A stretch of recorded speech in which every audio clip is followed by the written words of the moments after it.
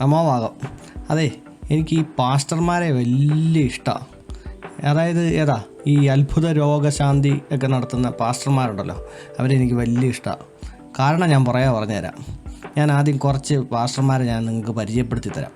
Pastor Sajith Joseph, pastor Tinu George, പിന്നെ junior pastor AB shallow. തൽക്കാലം ഈ 3 പേരെ ഞാൻ പരിചയപ്പെടുത്തുന്നുള്ളൂ. ഇവരെ നിങ്ങൾ പല സ്ഥലത്ത് വെച്ചൊക്കെ കണ്ടിട്ടുണ്ടായിരിക്കും. സ്ഥലത്ത് വെച്ച് എല്ലാ സോഷ്യൽ മീഡിയ വഴിയൊക്കെ കണ്ടിട്ടുണ്ടായിരിക്കും, അത്ഭുത രോഗശാന്തിയൊക്കെ നടത്തുന്നതായിട്ടൊക്കെ. എനിക്ക് ഈ കൂട്ടത്തിൽ ഏറ്റവും ഇഷ്ടമുള്ളൊരു വ്യക്തിയാണെന്നറിയോ? AB shallow. ഒരു പയ്യനാണ്. ഇവനെ ഇഷ്ടപ്പെടാൻ കാരണം എന്നാണെന്നറിയോ? ഈ ചെറു പ്രായത്തിൽ ഇവൻ സമ്പാദിച്ച് കൂട്ടുന്നതിന് വല്ല കയ്യും കണക്കും ഉണ്ടോ? നിങ്ങളെ കൊണ്ട് സാധിക്കുമോ? ഇല്ല, ഒരിക്കലും ഇല്ല. കാരണം ആ പയ്യനേക്കാളും ഇരട്ടി പ്രായമുള്ള ആളുകളെയാണ് അവൻ വട്ടത്തിലിട്ട് അല്ലെങ്കിൽ വേണ്ട പറ്റിച്ച് കാശുണ്ടാക്കുന്നത്. മനസ്സിലായല്ലോ? അപ്പോൾ ആ കഴിവ് അവന് കിട്ടിയത് നിസ്സാര കാര്യമാണോ? ഒന്ന് ചിന്തിച്ച് നോക്കിയേ. ഈ പ്രായമുള്ളവർന്ന് ഞാൻ എടുത്തു പറഞ്ഞുകൊണ്ട് നിങ്ങൾ തെറ്റിദ്ധരിക്കണ്ട. അത് ഞാൻ ഇച്ചിരി അതിശയോക്തിപരമായിട്ട് പറഞ്ഞതാണ്. പ്രായമുള്ളവർ മാത്രമല്ല, ചെറുപ്പക്കാരും ഒക്കെ ഉണ്ട്. ഈ പ്രായം കൂടുതലുള്ളത് കൊണ്ട് ബുദ്ധിവികാസം കൂടണം എന്നൊന്നും ഇല്ലല്ലോ. അതിനുള്ള ഏറ്റവും വലിയ ഉദാഹരണമാണല്ലോ ഈ പറഞ്ഞ പ്രോഗ്രാമുകൾ. ഇതുപോലെ ബുദ്ധിമാന്ദ്യം സംഭവിച്ച ആളുകളെ എല്ലാം പിടിച്ചിരുത്തി, അതായത് ഒരു ഹാളിനകത്ത് കൊണ്ടുവന്നിട്ട് അവിടെ നിന്ന് പ്രസംഗിച്ച് പൈസ ഉണ്ടാക്കുക എന്ന് പറഞ്ഞു കഴിഞ്ഞാൽ നിസ്സാര കാര്യമാണോ? അതും ഈ ചെറുപ്രായത്തിൽ. Hats off bro. നമ്മൾ ഒരിക്കലും ഇവരെ കുറ്റം പറഞ്ഞിട്ട് യാതൊരു കാര്യമില്ല. ഇപ്പോഴത്തെ കാലത്തെന്നല്ല, ഏത് കാലത്തും ഏറ്റവും കൂടുതൽ വിപണന മൂല്യമുള്ള ഒരു ബിസിനസ്സാണ് ഭക്തി എന്നുള്ളത് ഇവർക്ക് കൃത്യമായിട്ട് അറിയാം, അല്ലേ?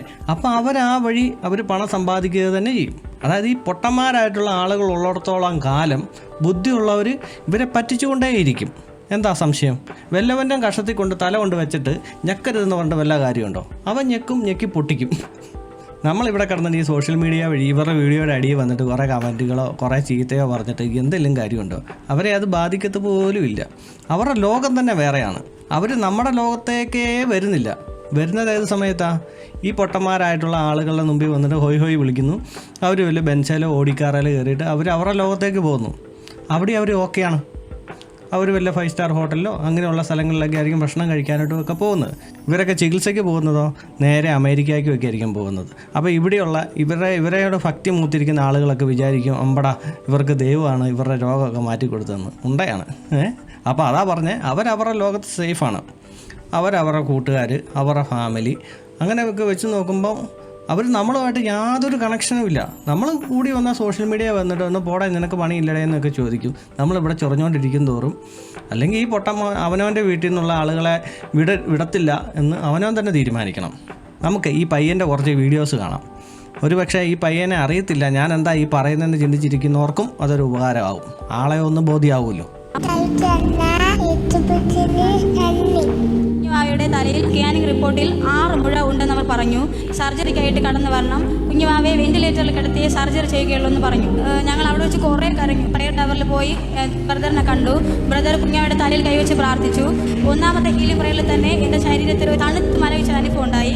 ഉടൻ തന്നെ ഞാൻ എൻ്റെ കൈ കുഞ്ഞുവാവയുടെ തലയിൽ വെച്ചു. അന്നേരം ഈ മുഴ വൈബ്രേറ്റ് ചെയ്യുകയും വിരലിൻ്റെ ഇടയിൽ കൂടി എന്തോ ഇങ്ങനെ പോകുന്നതായിട്ട് അനുഭവപ്പെടുകയും ചെയ്തു. ഫസ്റ്റ് ഡോക്ടർ കുഞ്ഞാവയെ പിടിച്ച് തലയൊക്കെ നോക്കിയിട്ട് പറഞ്ഞു മുഴ കാണാനില്ലല്ലോ എന്ന് പറഞ്ഞു. തൊട്ടടുത്ത് വേറൊരു ഡോക്ടർ ഉണ്ടായിരുന്നു. ആ ഡോക്ടർ നോക്കിയപ്പോഴും കാണാനില്ല, സർജറി ഇല്ല, ഇനി എന്തെങ്കിലും ഉണ്ടെങ്കിൽ മാത്രം വന്നാൽ മതി എന്ന് പറഞ്ഞു. മെഡിക്കൽ സയൻസ് പറഞ്ഞു വെന്റിലേറ്ററിൽ വെച്ച് ഈ കുഞ്ഞിനെ സർജറി ചെയ്യണം. ഈ സാധാരണ കൈ വെച്ച് പ്രാർത്ഥിച്ചപ്പോൾ ഈ സാധാരണ കൈക്കകത്ത് ഒരു അസാധാരണമായ ദൈവശക്തി പ്രവഹിക്കുവാനിടയായി. വിശ്വസിക്കുന്ന ഏവന്റെ മേലും തന്റെ ആത്മാവിനെ പകരുന്ന ഒരു കാലഘട്ടത്തിലാണ് നാം ജീവിക്കുന്നത്. കണ്ടോ, ഇതിനൊക്കെ എന്താ പറയുക? ഇവർ കാണിക്കുന്നത് ശുദ്ധ അപകൃതരല്ലേ? അതായത് ഇവരൊരു മോട്ടിവേഷൻ ക്ലാസ്സോ അല്ല ദൈവവചനങ്ങൾ പറയുമോ എന്തെങ്കിലും ചെയ്തോട്ടെ, ആർക്കും ഉപദ്രവമില്ലാതെ എന്ത് വേണം ചെയ്തോട്ടെ. ഇത് ഉപദ്രവമാണെന്ന് ഞാൻ പറഞ്ഞാലോ? കാരണം ഇവർ ഈ പറയുന്നത് അതുപോലെ തന്നെ വെള്ളം തൊടാതെ വിഴുങ്ങുന്ന ആളുകളുണ്ട്. അതുകൊണ്ടാണല്ലോ വീണ്ടും ആളുകൾ ഇതിനകത്തോട്ട് ചെന്ന് കയറുന്നത്. ഇത് സത്യമാണെന്നും വിചാരിച്ച്. പിന്നെ ഉദാഹരണമായിട്ട് ഞാൻ പറയുകയാണെങ്കിൽ ഒരു പക്ഷേ നിങ്ങൾക്ക് തന്നെ ഈ വീഡിയോ കണ്ടുകൊണ്ടിരിക്കുന്ന ചിലർക്കെങ്കിലും അനുഭവം ഉണ്ടായിക്കാണും. അതായത് നമ്മുടെ അയൽവക്കം പരിസരത്തൊക്കെ അസുഖം വന്നാൽ പോലും പിള്ളേരെ ഒന്നും ആശുപത്രിയിൽ കൊണ്ടുപോകാതെ പ്രാർത്ഥിച്ചുകൊണ്ടിരിക്കുന്ന ആളുകളുണ്ട്. അങ്ങനെ മരണങ്ങൾ വരെ ഉണ്ടായിട്ടുണ്ട്. അപ്പോൾ ഇതിനൊക്കെ കാരണക്കാരാരാ? ഇവരല്ലേ? എൻ്റെ പൊന്നു സോദര എബി ഷാലോമേ, നിനക്ക് നല്ല കഴിവുണ്ട്. നീ ഇതുപോലത്തെ ഈ ഉടായ്പ് പരിപാടി കാണിക്കാതെ നീ മോട്ടിവേഷനിലോട്ട് കിടക്ക്. നിൻ്റെ ഒരുപാട് വീഡിയോസ് ഞാൻ വേറെ കണ്ടിട്ടുണ്ട്. അതിനകത്തൊക്കെ നീ നല്ല പക്കായിട്ട് സംസാരിക്കുന്നുണ്ട്. ദൈവം ഉണ്ടെന്നോ അങ്ങനെ എന്തെങ്കിലും പറഞ്ഞോ, ആ വഴി ആർക്കെങ്കിലും ആശ്വാസം കിട്ടുന്നെങ്കിൽ ആയിക്കോട്ടെന്ന്. പക്ഷെ നിങ്ങൾ ഈ കാണിക്കുന്ന ഈ പരിപാടി നിർത്ത്. അത് ഞാൻ പറഞ്ഞു, നിങ്ങൾ കാരണം നിങ്ങൾ ഇത് പറഞ്ഞിട്ട് നിങ്ങൾ നിങ്ങളുടെ വീട്ടിൽ പോകും. നിങ്ങൾക്ക് ഒരു അസുഖം വന്നു കഴിഞ്ഞാൽ നിങ്ങൾ ആശുപത്രിയിൽ പോകും. പക്ഷെ നിങ്ങളുടെ ഈ വാക്കും വിശ്വസിച്ച് എത്ര പേരായിരിക്കുമെന്നറിയോ, ദൈവമേ ദൈവമേ എൻ്റെ കുഞ്ഞിനെ രക്ഷിക്കണേ, അല്ല എൻ്റെ ഭർത്താവിനെ രക്ഷിക്കണേ എന്നും പറഞ്ഞുകൊണ്ട് അസുഖബാധിതരായിട്ട് മുമ്പിൽ കിടന്നുകൊണ്ട് ഈ കൈകൊട്ടി പാടുന്ന എത്രയോ പേരുണ്ടെന്നറിയാവോ? അങ്ങനെ എത്ര മരണങ്ങളുണ്ടാവുമെന്നറിയാവോ? നിങ്ങൾ ഇങ്ങനത്തെ ഈ പോക്കൃത്തരം നിർത്ത്. ഞാൻ ഈ പയ്യൻ്റെ ഒരു മോട്ടിവേഷൻ ക്ലാസ് കാണിക്കാം. അതിൻ്റെ അത് ദൈവവും കാര്യങ്ങളൊക്കെ ഉണ്ട്. അത് എനിക്ക് അംഗീകരിക്കാൻ പറ്റുന്നതല്ല. എന്നിരുന്നാലും പക്ഷേ അതിലൂടെ ആശ്വാസം നേടുന്ന ഒരുപാട് ആളുകളുണ്ട്. അവർക്കത് ഓക്കെയാണ്. അത് ഞാൻ കേൾപ്പിക്കാം.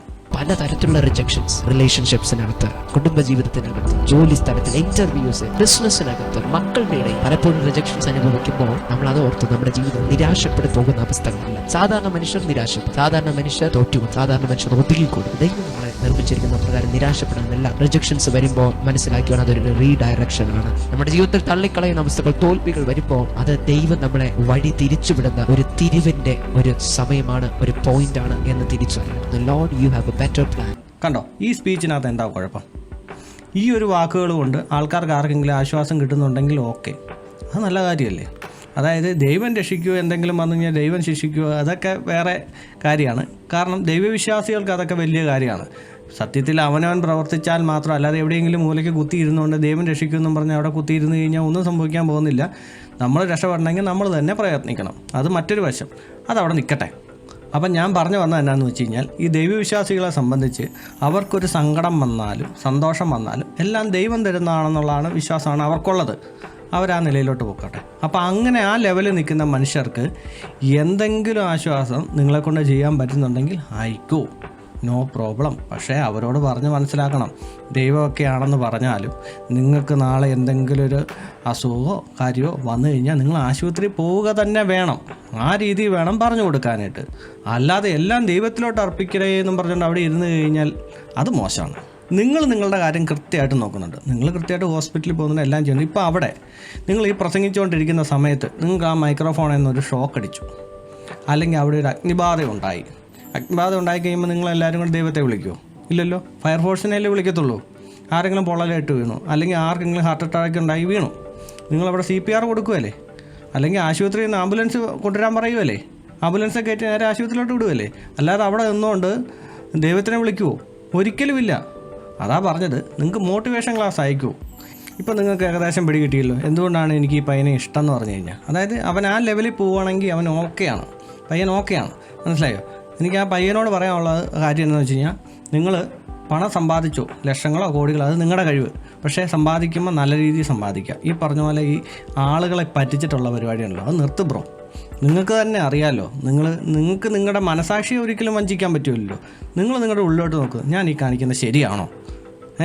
അതായത് ഈ ആളുകളെ ദൈവം ട്യൂമർ മാറ്റിത്തരും, മറ്റേത് മാറ്റിത്തരും, മറിച്ചത് മാറ്റിത്തരും എന്നൊക്കെ, ഇപ്പോൾ ഈ അസുഖം മാറ്റിത്തരും, കൈക്കകത്തുനിന്ന് പ്രകാശം വിട്ട് മാറ്റിത്തരും എന്നൊക്കെ പറഞ്ഞാൽ ഇത് പക്കാ നുണയാണെന്നുള്ള കാര്യം നിങ്ങൾക്ക് കൃത്യമായിട്ട് അറിയാം അല്ലേ? അത് നിർത്ത് ബ്രോ. എന്തിനാ ഈ ആളുകളെ ഇതുപോലെ പറ്റിക്കുന്നത്? നിങ്ങൾ കാരണം ഒരു ജീവൻ പോകണോ? അത് മനസ്സിലാക്കുക. അവർ പാവങ്ങളാണ്. ഏറ്റവും കൂടുതൽ നിരീശ്വരവാദിയായിട്ടുള്ളവർ ഈ ക്ഷേത്രമായിട്ടോ പള്ളിയായിട്ടും ബന്ധപ്പെട്ട് നടക്കുന്ന കമ്മിറ്റിക്കാരും അങ്ങനെയുള്ള ആളുകളാണ്. കാരണം ദൈവം ഉണ്ടെന്ന് അവർക്ക് അത്ര വിശ്വാസം ഉണ്ടെന്നുണ്ടെങ്കിൽ അവരൊരിക്കലും ഈ ഇവിടെ കിടന്നുകൊണ്ട് ഈ ഉടായ്പും അല്ലെങ്കിൽ സ്ഥാനമാനങ്ങൾക്ക് വേണ്ടിയിട്ട് വഴക്ക് വീഴ്ത്തവും ഈ പൈസയ്ക്ക് വേണ്ടിയിട്ടുള്ള ഈ പരിപാടികളൊന്നും അവർ കാണിക്കത്തില്ല. അതായത് ദൈവം ഉണ്ടെങ്കിൽ അവരങ്ങനെ ചെയ്യുമോ? ദൈവം ശിക്ഷിക്കുമെന്ന് അവർക്ക് 100% വിശ്വാസം ഉണ്ടെങ്കിൽ അവർ ഈ കമ്മിറ്റിക്കകത്ത് കിടന്ന് വഴക്ക് പിടിക്കുകയോ അങ്ങനെയുള്ള പരിപാടികളൊക്കെ ചെയ്യുമോ? എന്ന് പറഞ്ഞ പോലെ നിങ്ങൾക്ക് 100% അറിയാം ഈ ദൈവം എന്ന് പറഞ്ഞ സാധനമൊന്നും ഇല്ലെന്ന്. ഉണ്ടെങ്കിൽ നിങ്ങൾ ഒരിക്കലും ഈ ഉടായ്പ് കാണിക്കത്തില്ല. തലയിൽ ബുദ്ധിയുള്ളവർക്ക് പുറത്തു നിന്ന് നോക്കുമ്പോൾ മനസ്സിലാവും. എന്തൊക്കെയാണെന്ന് പറഞ്ഞാലും ആശുപത്രിയിൽ പോകേണ്ട സമയത്ത് ആശുപത്രി പോവുക തന്നെ വേണം എന്നുള്ള കാര്യം എല്ലാവർക്കും അറിയാം. നിങ്ങൾ ആരെ ഈ പറ്റിക്കുന്നത്? നിങ്ങൾ നമ്പർ 1 നിരീശ്വരവാദിയാണ്. ഞാൻ വീഡിയോയുടെ തുടക്കത്തിൽ കാണിച്ച 2 നിരീശ്വരവാദികളായ പാസ്റ്റർമാരെ കൂടെ കാണിക്കാം. അവരുടെ 1-2 വീഡിയോ കൂടെ ഞാൻ കാണിച്ചിട്ട് ഈ വീഡിയോ അങ്ങ് അവസാനിപ്പിക്കാം. ആ ചെറുപ്പക്കാരനെ യേശു സ്പർശിക്കുന്നു. യേശുവിന്റെ മഹത്വം ഇറങ്ങി വ്യാപരിക്കുന്നു. മാറി നിൽക്കുക അപ്പച്ചനല്ലേ ഉദ്ദേശിച്ചത്. ഇത് ആക്ട് ചെയ്യാൻ വേണ്ടി വേറെ ആള് പുറകെ വരും. അപ്പച്ചൻ അങ്ങോട്ട് മാറി നിൽക്കി. യേശുവേ എന്ന് വിളിച്ചോ. എത്ര വർഷമായി? വരുന്നുണ്ട്. ഓ സൗഖ്യമായിരിക്കും. മനത്തിന് വേണ്ടി പ്രാർത്ഥിച്ചു. അപ്പച്ചൻ എന്താ പറഞ്ഞു കേട്ടോ? അപ്പച്ചനോട് പറഞ്ഞു ഓക്കെ ഞാൻ സൗഖ്യമാക്കി തരാവേ, അതിന് മുമ്പ് ഞാൻ ഈ നാടകം ഒന്ന് കഴിഞ്ഞോട്ടെ. പറഞ്ഞു ഇങ്ങനെ വോയിസ് കേട്ടോണ്ടിരിക്കും. ചെവിയിൽ ഇങ്ങനെ സൗണ്ടുകൾ ഇങ്ങനെ കേട്ടോണ്ടിരിക്കും ഫുൾ ടൈം. ചെവിയിൽ ഇങ്ങനെ അനാവശ്യമായിട്ടുള്ള ഏതാണ്ട് സൗണ്ടുകളൊക്കെ ഇങ്ങനെ എപ്പോഴും കേട്ടോണ്ടിരിക്കുക എന്നാ പറയുന്നത്.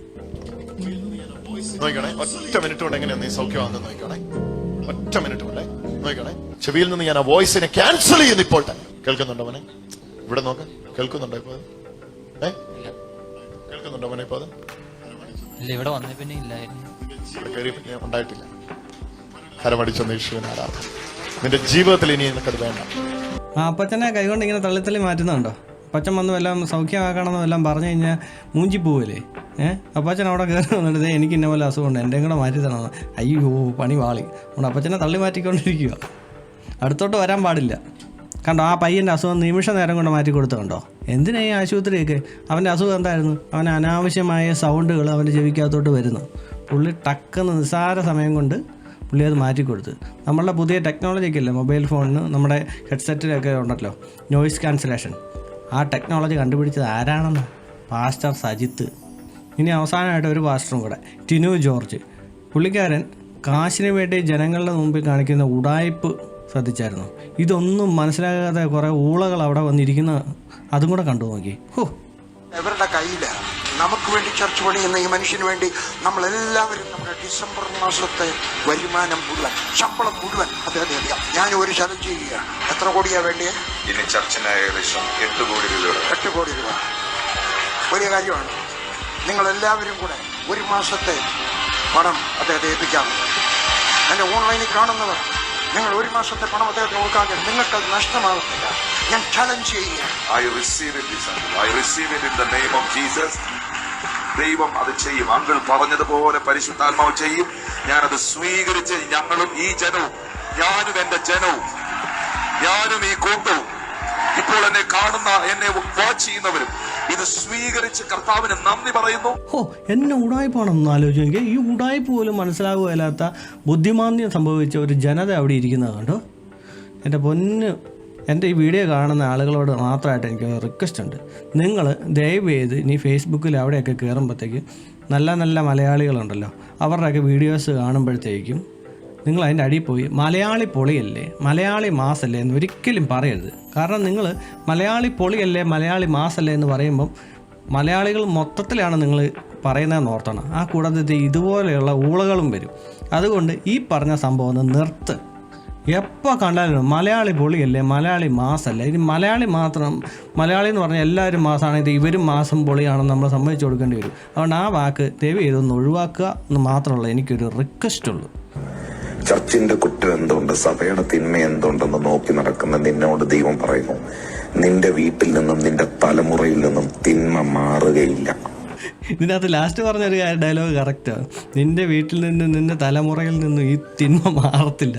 കറക്റ്റാണ്. ഇതുപോലെ മനുഷ്യനെ പറ്റിച്ച് ഈ ഉടായ്പ് കാണിക്കുന്നവൻ്റെയൊക്കെ വീട്ടിൽ നിന്ന് തിന്മ മാറുകയില്ല. ഇവനൊക്കെ ഇന്നല്ലെങ്കിൽ നാളെ എവിടെ നിന്നെങ്കിലും പണി കിട്ടും.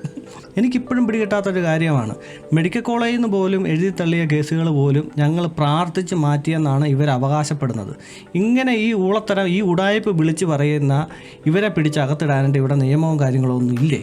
നിങ്ങളൊന്ന് ചിന്തിച്ച് നോക്കി. ഒരു മതത്തിനെ വിമർശിച്ച് ആരെങ്കിലും എന്തെങ്കിലും പറഞ്ഞു കഴിഞ്ഞാൽ അവനെ ജാമ്യമില്ലാത്ത വകുപ്പ് ചുമത്തി അകത്തിടാനായിട്ട് ഇവിടെ നിയമമുണ്ട്. അതേസമയം ഒരു മതത്തിൻ്റെ പേര് പറഞ്ഞ് ജനങ്ങളെ ഇതുപോലെ പറ്റിച്ച് ജീവിക്കുന്ന ഇവരെ പോലെയുള്ളവരെ പിടിച്ചകത്തിടാനായിട്ട് ഇവിടെ നിയമമില്ല. അതങ്ങനെ 100 രൂപയ്ക്ക് 200 രൂപയ്ക്കും മുച്ചീട്ട് കളിക്കുന്നവരെ പിടിച്ചകത്തിടാനായിട്ട് ഇവിടെ നിയമമുണ്ട്. ലക്ഷക്കണക്കിനും കോടിക്കണക്കിനും പൈസ വന്ന് മറിയുന്ന ജംഗ്ലി റമ്മിക്ക് ഇവിടെ നിയമസാധ്യതയുണ്ട്. കലികാലം അല്ലാതെന്ത്.